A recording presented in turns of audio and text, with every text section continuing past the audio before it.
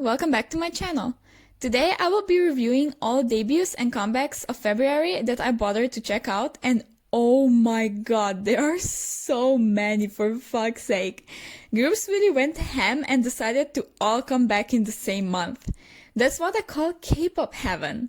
The only group that isn't in here, and I know y'all will miss, is BTS, but that's because I filmed a whole separate video on both the title track's music video and the whole album, so I'll leave it in the description for you to hear my thoughts on that. Let me know which were your faves in the comments, and let's just go because this is going to be a long ass video.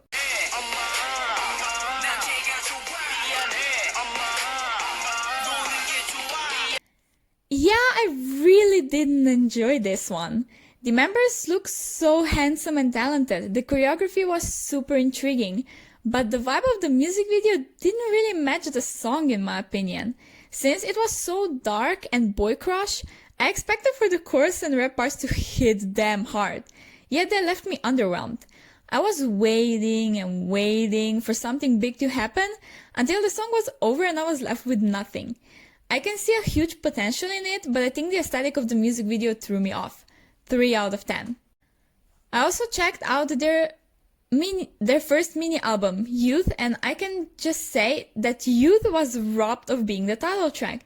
Yes, it's barely a minute and a half long, but it's so freaking good. I loved the rap parts especially. Go Up owned this whole album, and I won't even discuss that because it's a fact. Elevator was good, but nothing special. And Samsung, yeah, we're gonna pretend that one doesn't exist. Overall, I give this album 6 out of 10, and here is my ranking of the songs.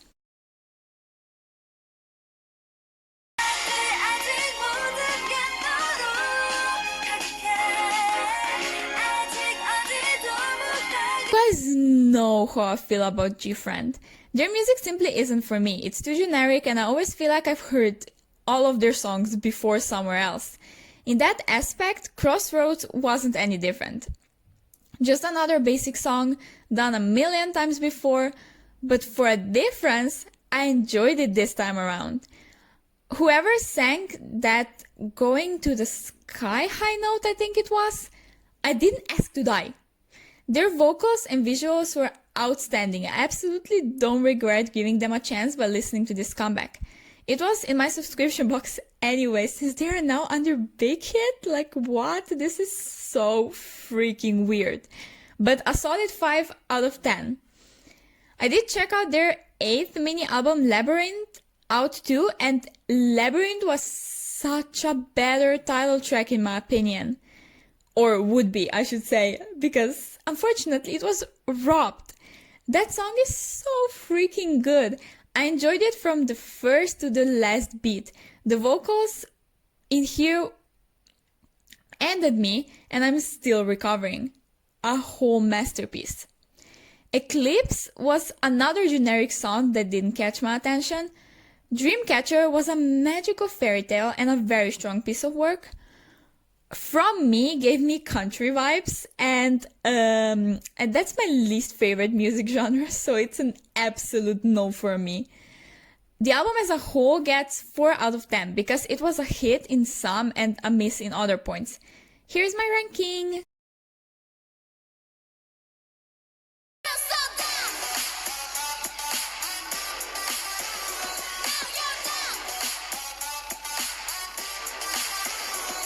I already briefly talked about my feelings on my Instagram story, but I don't like this at all, and it brought up so many issues that could become way bigger in the future.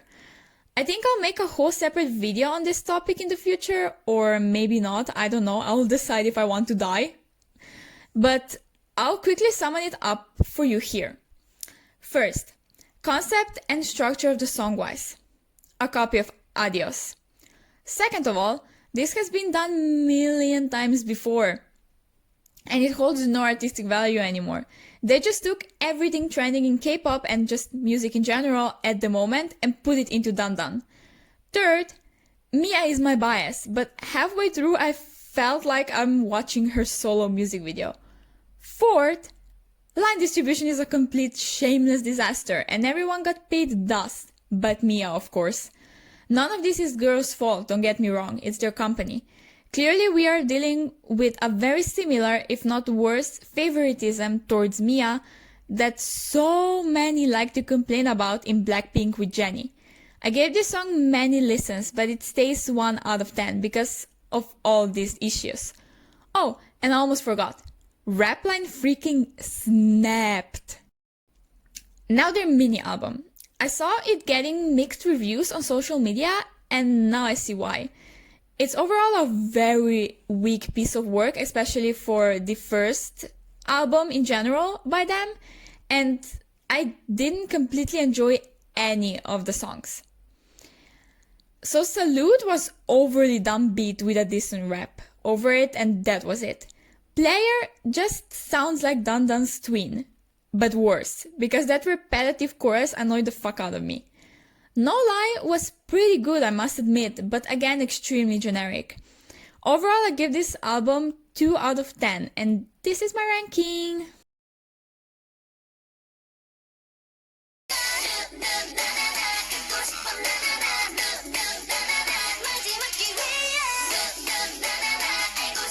Really see this grow on me and being something I end up enjoying a lot.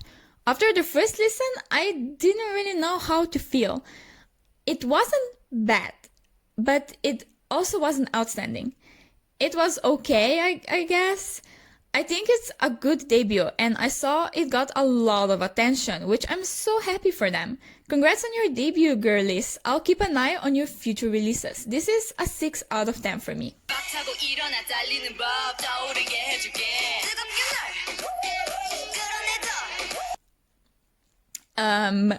Wow.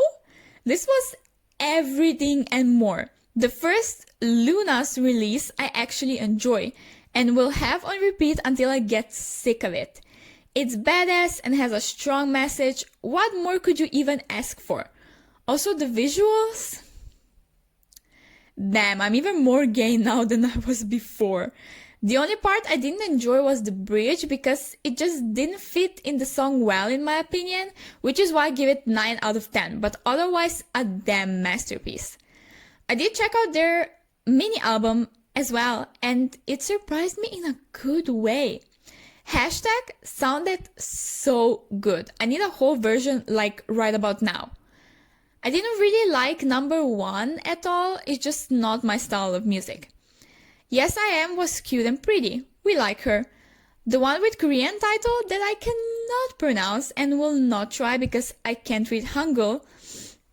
But it was super cute as well and it made me happy for some reason, so she gets a pass besides being generic. We won't even talk about 365 or 365. I assume it's 365, I have no idea, because that's a whole new level of beautiful. I gave it 7 out of 10. It was a pretty strong album. Here's my ranking.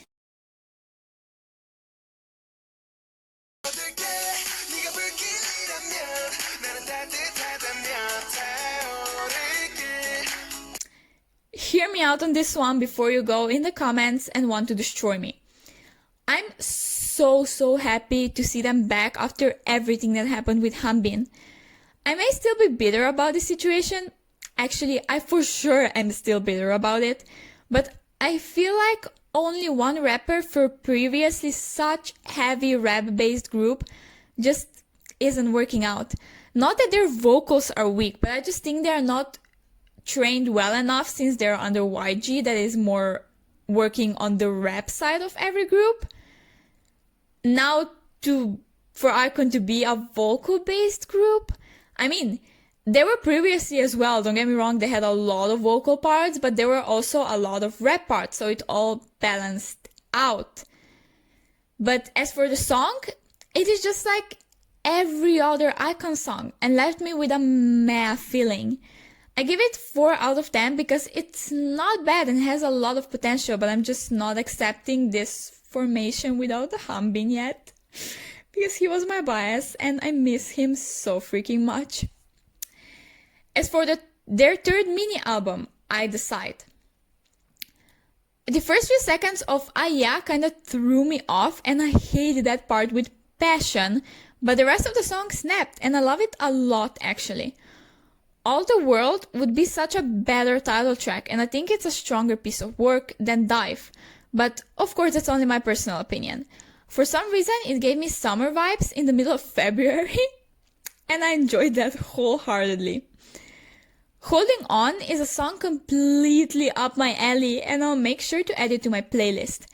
It gives me a nostalgic feeling, and I can just imagine how amazing Hanbin would sound on it. Okay, I just need to stop with crying over Hanbin.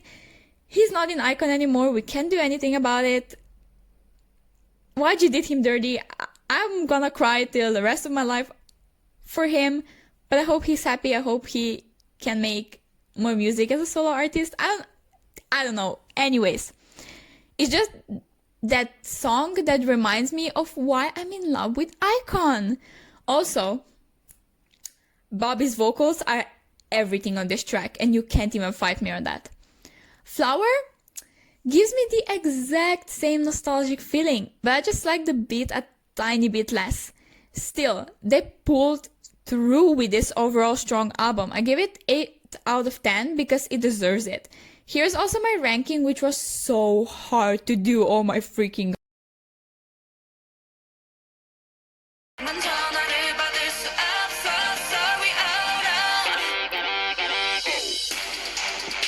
and boys, listen. This song, if I saw right, was supposed to be an OCT for a K-drama, right?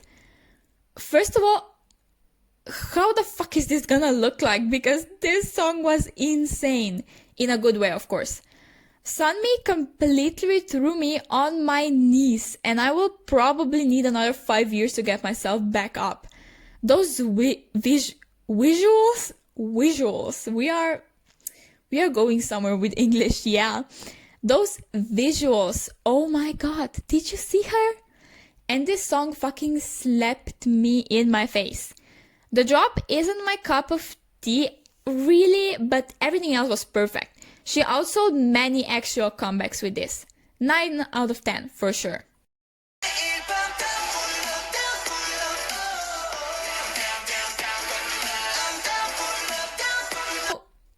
Can someone explain to me what the fuck did I just watch?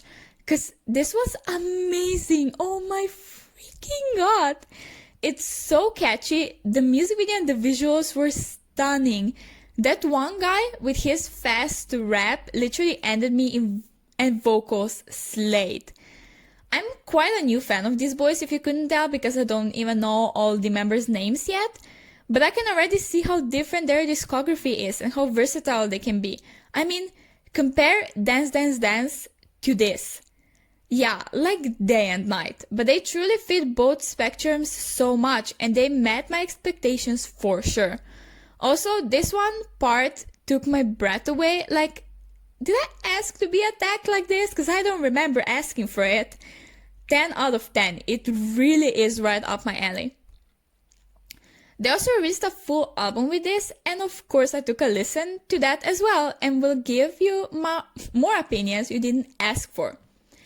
So, Ego was good, until that damn electro drop.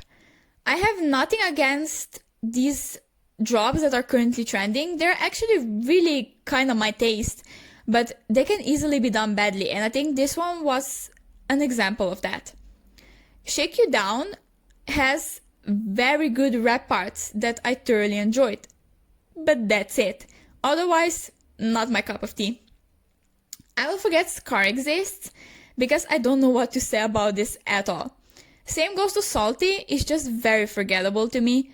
Now, there is nothing special about Fantasy Confession either. It's pretty generic, but the melody makes me nostalgic in like a different type of way. It just hits differently somehow, and I can see it growing on me more and more. Wings is so beautiful. I cried. Oh my gosh, the vocals? You must be kidding me. Goodbye eerily reminds me of another ballad I've heard before, but I can't exactly pinpoint which one that is. If I remember during editing or whatever, or just during listening to it more, I will put it in the video right now, or otherwise we will just move on and pretend this part doesn't exist. But nonetheless, she's cute. Spring Snow just sounds like Goodbye's twin, so we will move past her. Overall, I give this album 2 out of 10 because I think most of the B-sides are weak and don't own up to their title track. Here is my ranking.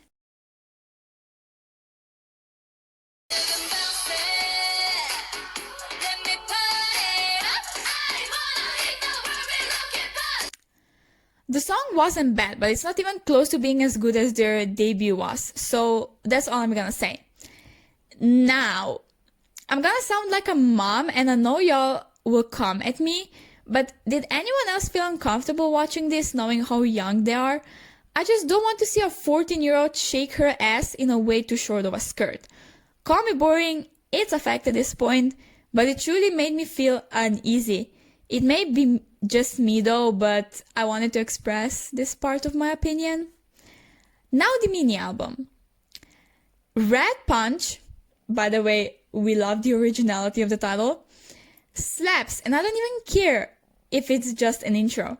I would bop my ass to that on a table in a club. It's so fucking good and exactly the music I love to listen to the most. So Solo was very good too. It had a catchy melody and enjoyable rap parts.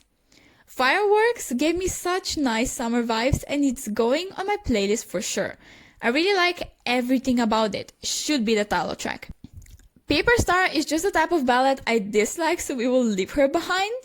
Lilac, or however the fuck you pronounce that, cause English is not my first language, I don't know, is exactly a type of ballad I enjoy, so we will add her to our mental breakdown playlist. Girlfriend, I'm not gonna lie, my gay ass literally saw that without a space, but there is a space just to make sure, you know, that we don't have misinterpretations. But it is another summer bop, and I also will add her to my playlist ASAP because she deserves to be respected. Overall, this album gets 8 out of 10 because I enjoyed majority of the songs, which is nice, I guess. I mean, yeah, it is. I don't know. I'm going insane by talking so much.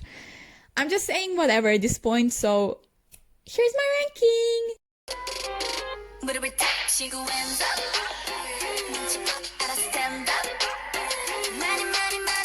Finally, a comeback I fully love. If you wanted to know my music taste, summoned into one song only, it's this. It has sass, girl crush, badass energy, but also a slight tint of cuteness. Visuals were amazing, fashion popped off, like I need every single outfit they were. Right now, at my doorstep. The only complaint I have is that this concept, as I said before, during another song, has been done a million times before, and the music video was therefore boring to watch, I must admit, but I can look past that. Also, the choreography from what we were shown looks absolutely gorgeous and pleasing to the eyes, so congrats to Cherry Bullet for keep releasing bop after bop. I'm really happy I started standing. Best decision of my life. 10 out of 10, as you figured out by now already.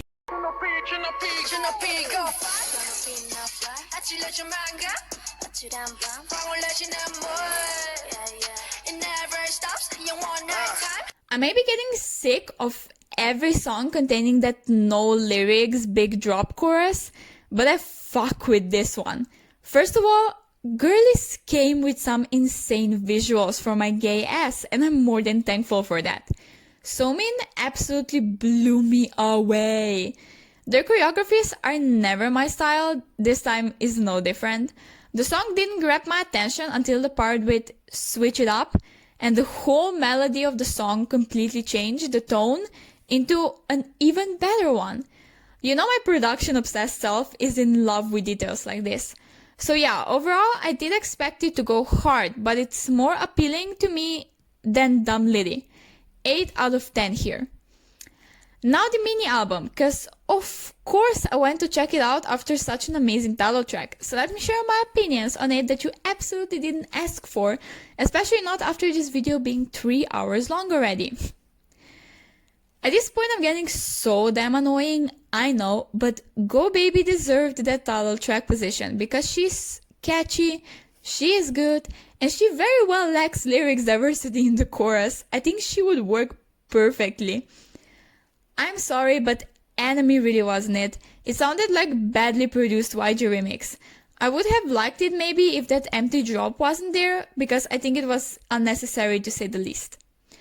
Infierno, or however you pronounce that, this should stay in the drafts, and I'm not even sorry for saying this. It's just 3 minutes of them screaming at me, and it's extremely bad. It's one of the worst songs I've ever heard. It just really is. And then we have our best friend, Dumb Lady. Some of you know how I feel about this song, but basically, I used to hate her to my core when it came out. But during weeks passing, I grew some type of weird love towards it, and now we're having a good friendship. It's healthy, you know? Okay, I need to stop with this. Here is my ranking, and overall I give this album 6 out of 10.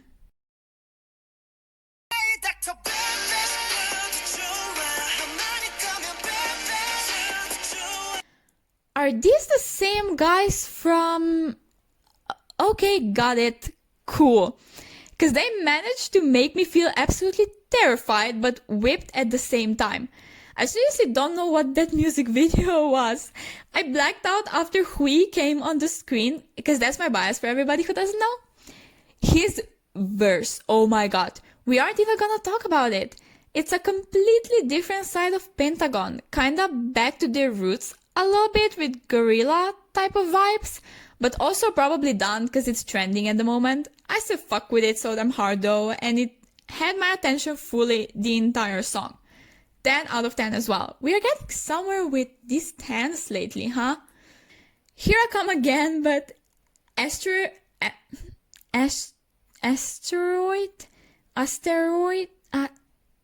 that song was robbed. It's so cute and different from most songs you hear nowadays. Mostly because of this one part I'll play you right now. It's such a small detail in the melody but makes such a difference. Rain shower life. Just imagine that in all white outfits. Can you tell I'm emotional? She's so beautiful, I'm going to actually pass out. Their vocals are stunning, I love them. Die For You was good too, but I didn't vibe with it as much. It was just kind of generic and I got bored listening to it. Now explain to me, how can you just come at me with a title track like that and then give me such a cute song like Talk as a B-side? This shouldn't be allowed. Just no. What the hell, man? Who decided to torture me like this? We need to talk. Black Hole had really good rap parts, I have to say, but what was that drop? All I could imagine during it, this is so bad, was basically them doing some sexy body rolls on the floor. That may just be me being weird, but yeah. Otherwise she's forgettable a bit. I don't like anything about Worship You, but the chorus. I just don't like the melody that much, and it's again generic. We are going downhill here. Zoom Up is a skip and it hurts my ears. That's all I'm gonna say. I wish I was dramatic when I say Camellia Flower made me cry, but I'm not even. This is their most beautiful song to date. Period. Now, Jinho and Hui. Listen for a second, my darlings. What the hell was Someday? Who asked to be killed? Cause I didn't at all. Did you hear their vocals? Oh my freaking god, they were amazing. If you don't cry during this, you don't have a heart. Period. As last, we have the Korean version of Happiness, and this song just makes me so damn happy. It's unreal. I absolutely love it. Overall, this album gets 9 out of 10 from me, and I refuse to rank these songs because they're almost all too good for me to be able to do that. So I just won't. Next one, please.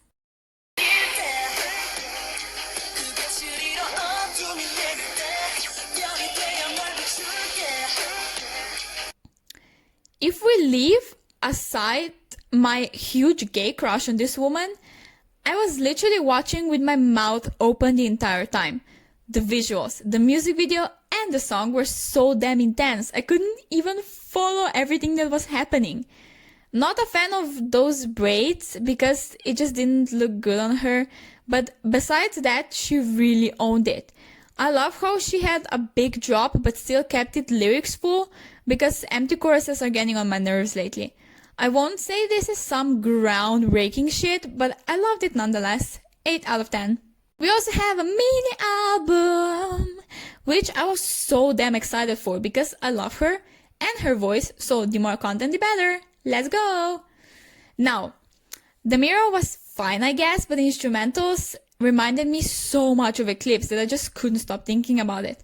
Her vocals shined on this one, but it's very skippable for me. I think that's how it's pronounced. It's a very similar story. It has its charms, like small details in the melody, for example phone ringing, but overall it's just very basic and it seems a lot like previous 2 songs. Bitch. Moon movie snapped! By the title, I thought it's gonna be some soft shit or something, but it grabbed me by my throat in like the first second and didn't let go till the very last. I wanted something like this as a title track, but oh well, not everything always works out the best way in K-pop. Look, I would really love Weird Day, but she literally copied the melody of Selfish. Like, what's up with that girl? If it was intentional, then fine. But if not, then I can't believe how similar the songs are side by side. Let me show you.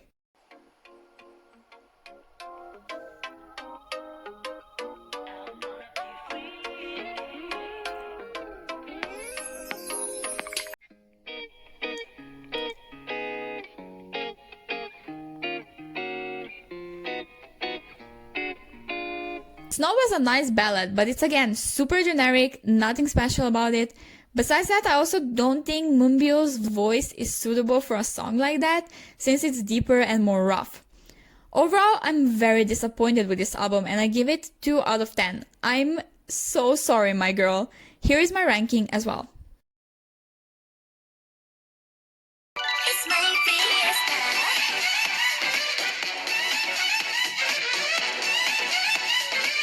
First off, I have to say that I don't really care for IZ*ONE or IZ*ONE, and I probably never will. I just see absolutely no point in temporary groups and getting into them, but since these girls are very talented, I give each of their title tracks a chance. Till Fiesta, I genuinely didn't like even one song they put out, but this particular one isn't bad. The verses are super good and the bridge is gorgeous. I'm just not really sure about the chorus just yet. Something is off about it to me, but I don't know what exactly. It'll definitely grow on me with more listens though. For now, it's 8 out of 10 material. I know they also released an album with it, but as I said, I don't want to get into any temporary groups, so I won't listen to their B-sides due to my lack of interest.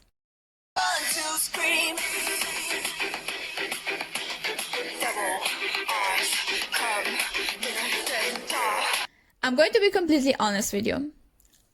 I couldn't listen to the whole song. The beginning was good, and I was actually starting to think that this will be my first Dreamcatcher song I actually enjoy. But when the drop in the chorus came, I clicked off. It was just so messy and loud, giving me a headache in about 5 seconds. I guess at this point I've accepted that I'm not a target audience for these groups' releases, so from now on I'll no longer check them out. Just so you guys know for future reviews. As you probably realized by now, this is 1 out of 10 for me.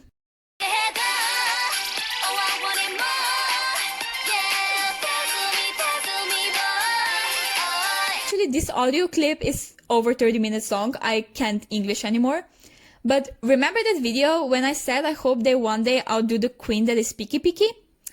Yeah, they just did it with this comeback. I love everything about it.